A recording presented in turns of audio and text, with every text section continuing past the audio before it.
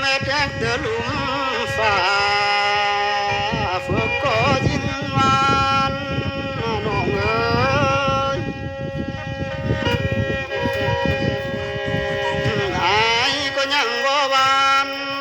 ต่อหัวเจอใจบนเวียนหาน้องโลเล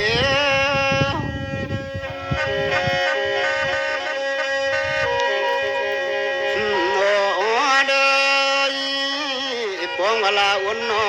งยังแจ้งวางงานโมเด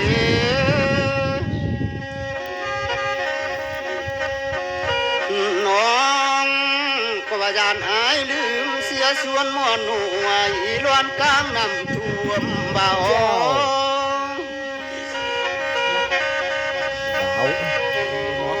ญาณต่ออายวางชนะสวมหน่วยนาตีหัววัดบ่มีเสียเด้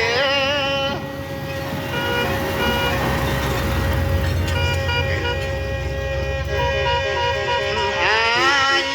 บ่ลืมเสียเขาไกลหน่วยนาทีเบ่วางเหลือ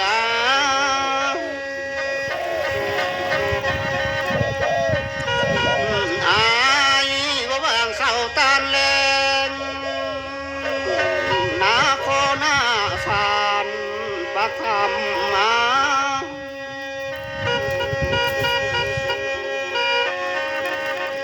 ลาเอ้ย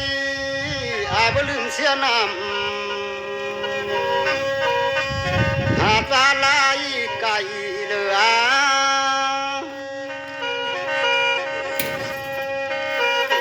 อย่าตัวอายไปหลับเกยไปไกลก็บ่ลืมเสียน้องเหลือพวกเขาบอกอายเบ็ดเหยืองควายกินยา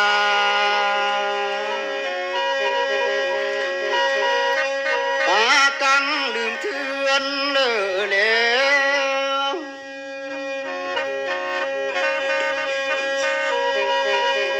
ลาเอ้ยอายบ่ได้วิดไหลเบือนเสียน้องหากอยู่ต่างไกลหรอก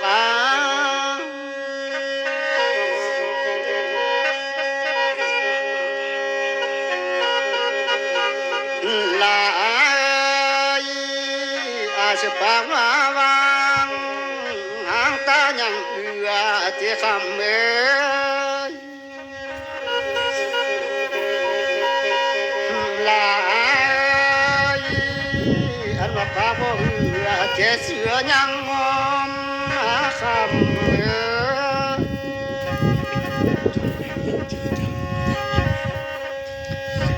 ลาเอ้ยจงเป็นอย่างจือจำเมื่อยามหาเขียนนั่นโอ้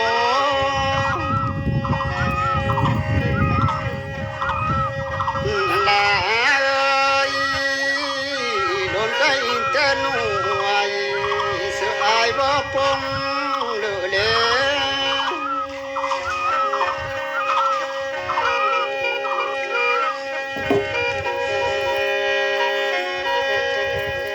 ลาเอ้ยอายก็ทรงละอินเมียดงับตามมือนิ้วกวยน้อ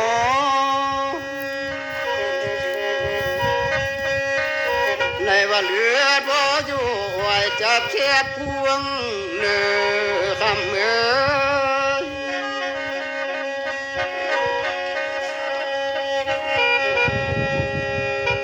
ลาเอ้ยเป็นยองปลากินเด็ดสายต้องมีโตของโค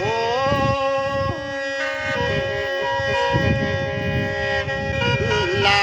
เอ้ยอาจบอกขึ้นฮอดกองบุมีปองเลยมาเสียบ่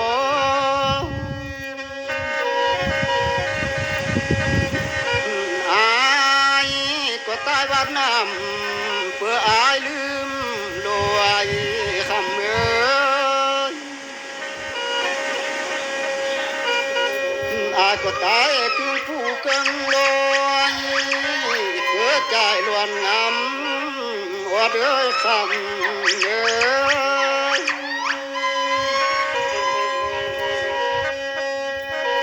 อายจังขึ้นมาอำนำตาบอกทรงแค่เนื้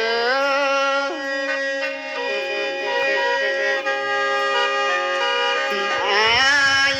ที่ขึ้นมาลวงแห่มันตีข้อบังจังก็เนื้อ